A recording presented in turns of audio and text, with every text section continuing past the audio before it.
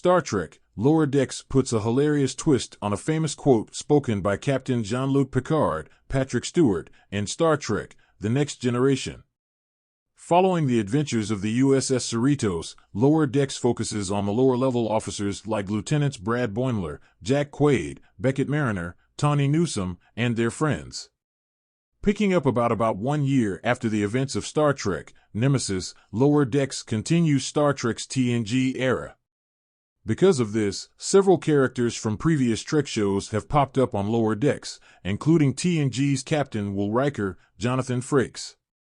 In its fifth and final season, Star Trek, Lower Decks remains as funny as ever, incorporating numerous references to past Trek while building on its own established lore. In Star Trek, Lower Decks Season 5, Episode 2, Shades of Green, the Cerritos visits the planet Targalus 9 that has abolished its capitalist system and abandoned all forms of currency. Lieutenant Boimler leads an away team, embracing his role with confidence inspired by his recent encounter with his alternate universe duplicate. However, after 2 ensigns on his team get kidnapped, Boimler and Mariner have to mount a rescue mission. Star Trek, Lower Decks Boimler twists Captain Picard's famous TNG quote. Boimler paraphrases a Picard quote, adapting it to his very specific situation. Before Lieutenant Tad Boimler's 2 ensigns are kidnapped, Lieutenant Beckett Mariner encouraged him to be a fun boss and allow his team to take some time off. Mariner then blames herself for the kidnapping, but Boimler reassures her that neither one of them is to blame. Boimler points out that it is possible to do everything right and still get your away team kidnapped by the corporate elite. This is a hilarious and very specific take on something Captain Picard once told Lieutenant Commander Data, Brent Spiner. In Star Trek, The Next Generation Season 2, Episode 21, Peak Performance, Data loses a game of stratagema, which prompts him to remove himself from bridge duty. Data knows that he made no mistakes and he cannot find anything wrong with his systems, but his confidence is clearly shaken. Captain Picard visits Data in his quarters, telling him that it is possible to commit no mistakes and still lose. That is not a weakness. That is life. Not only does this quote teach Data an important lesson, but it has also become fairly well known beyond the context of the episode. Will Picard appear in Star Trek, Lower Decks' final season? An appearance by Picard would be a fitting end for Lower Decks. In Star Trek, Lower Decks' first 4 seasons, the USS Cerritos encountered the USS Titan commanded by Captain Riker, visited Space Station Deep Space Nine, and escorted the USS Voyager back to Earth. Several characters from TNG, DS9, and Voyager have also made appearances, with one glaring exception. Although Captain Picard has been mentioned on the show a couple of times, he has yet to make an appearance.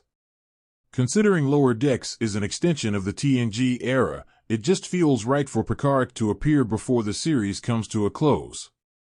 In its 4th season, Star Trek, Lower Decks became even more interwoven with TNG, as it was revealed that Mariner was at Starfleet Academy with Wesley Crusher, Will Wheaton, and Cito Jaxa, Shannon Phil.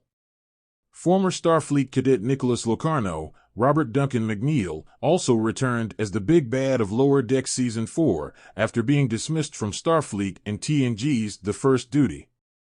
Whether or not Captain Picard pops up before the series finale, Star Trek, Lower Decks will always feel like a spiritual successor to Star Trek, The Next Generation.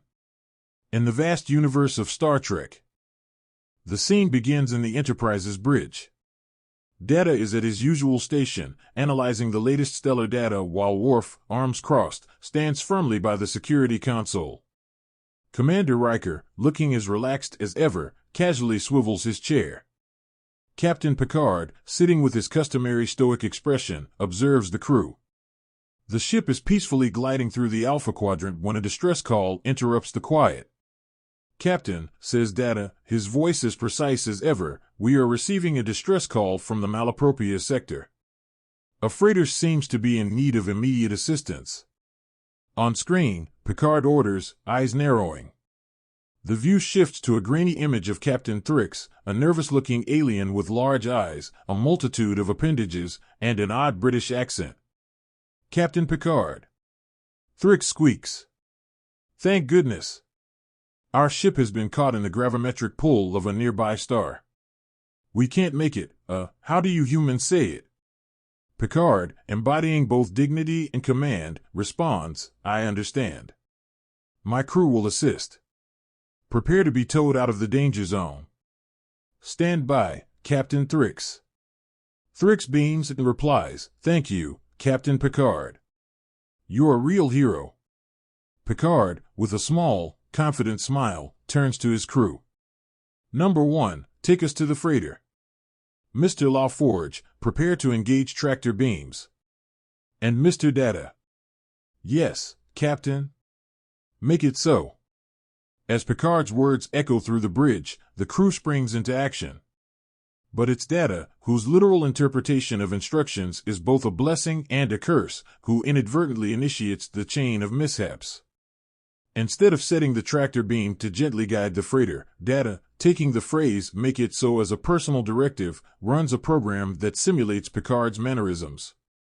In a flash, he stands and confidently adjusts his uniform, embodying Picard's stance.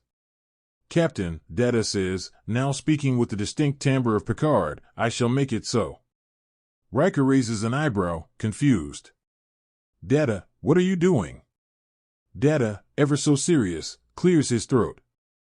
Number 1, I am embodying Captain Picard's leadership style to fulfill his command efficiently.